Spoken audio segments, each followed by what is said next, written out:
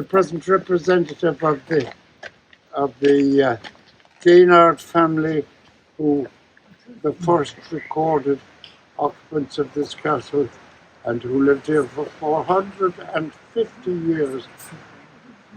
We think they were first, I think they must have been put out by Cromwell, but nobody is very sure.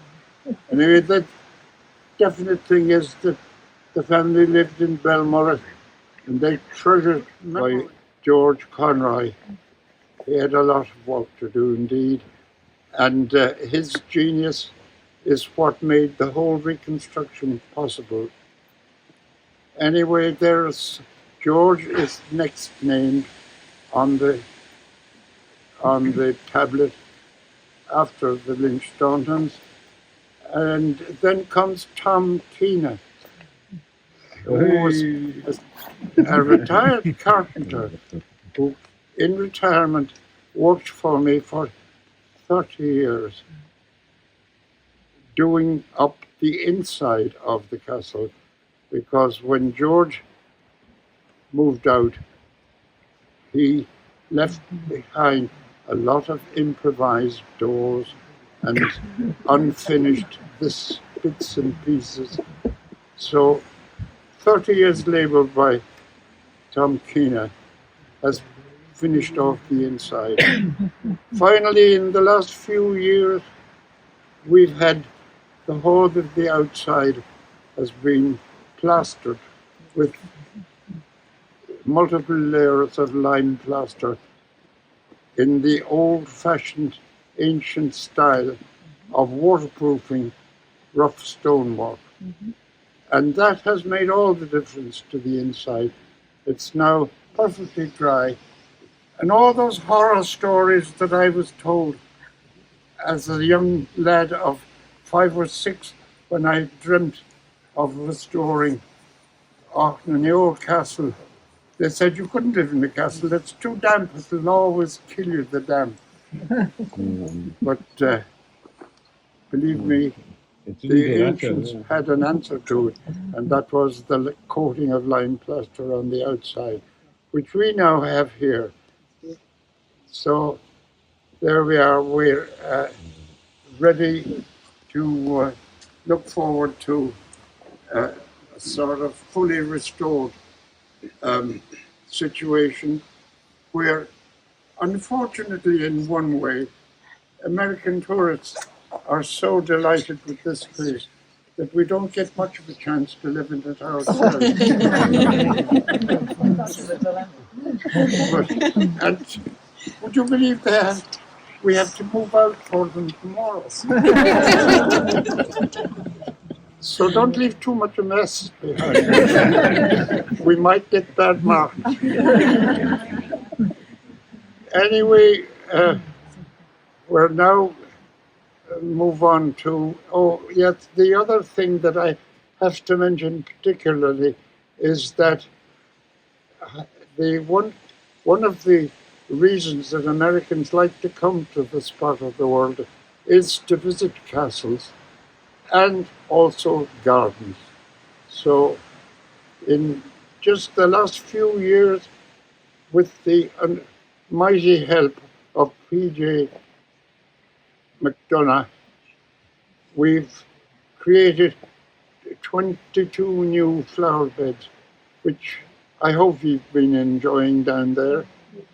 And PJ, I hope, is here with his family. Oh, good man. And he really deserves a name on a plaque, and we're going to have that one. We'll put a plaque up in the garden, but that's for another party. We can only afford a plaque at a time. And this is a plaque for the builders of the building. And PJ's turn is coming next. So drink up and enjoy yourselves. And now I'll ask the ladies representing George Conroy, May herself, and Yvonne, I think Tom's daughter. Christoph wanted to say a few words. Oh, Christoph. Well, I'll have to give way to the next generation. I'll be brief. Welcome in the name of all the family. I'd just like to say a few words about my father and the restoration of Carrigean Castle. In his long life, my father has lived in over 7 countries, including Sri Lanka, India, Uganda, Kenya, Argentina, Jamaica, and Algeria. After settling down in London in the early 60s, he decided that he would go nowhere else anymore but to Ireland, which he considered his main home and which was always in the back of his mind. I once overheard him saying to someone that he would rather sit under an Irish hedge in the pouring rain than to go to any hot place. So, when I was growing up, we would spend every holiday here at Carrigean, the place my father loves most in the world. This isn't a complaint, but while my school friends went for fancy holidays in places like Spain or the Canary Islands, we would always come here to Carrigean, where my father worked on completing the meticulous restoration of the castle and the landscaping of the garden. My siblings will no doubt remember the time when the front door here was made. It took 7 years to complete, and this involved collecting the right timber from the right sawmill, storing the timber and seasoning it over several years.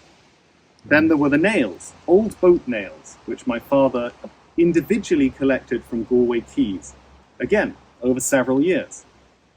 Finally, my father spent a whole month going to Dalgan's, where he had a workbench and crafted the door himself.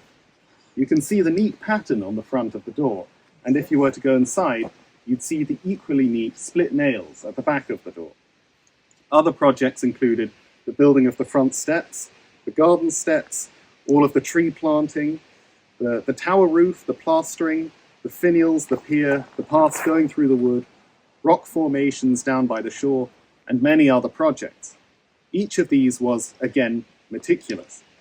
If you look at the photos of Carrigean back in 1969, you'll see that it was a barren, rocky landscape, and as many of you will know, Carrigean means little rock in Irish.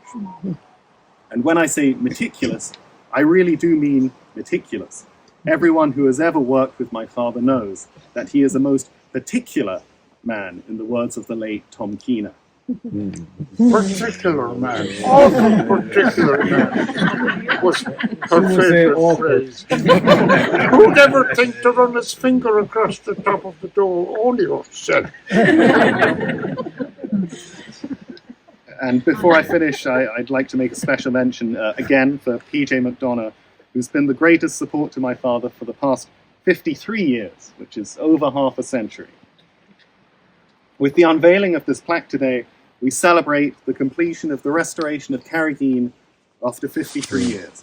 But today's celebration is also a thank you to everyone without whom this whole enterprise could not have been possible. And on that note, I propose a toast to my father and also to the rest of you. I don't have a drink, but...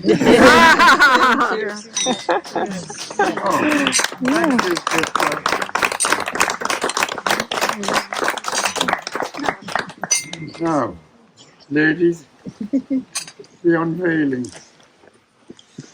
The plaque is in Latin, but it's very easy to understand. I can try to do this one.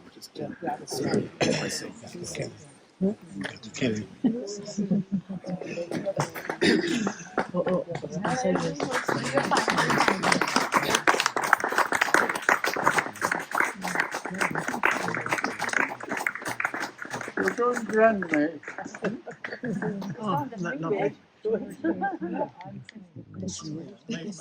Constructed by It's not a lovely time. Wonderful. I've spent all my money on whiskey and beer. I'll go to some hollow and set up my still, and I'll make you a gallon for a $2 bill. I'm a rambler, I'm a gambler, I'm a long way from home, and if you don't like me, then leave me alone.